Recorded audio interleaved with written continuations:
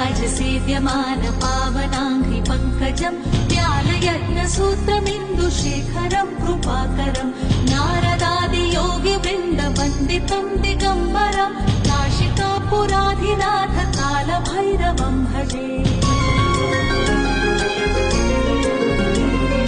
भानुकोटिभास्वरं भवाब्धितारकं परं नीलकण्ठमीप्सितार्थदायकं त्रिलोचनं कालमालमम्बुजाक्षमक्षशूलमक्षरं काशिकापुराधिनाथ कालभैरवं भजे।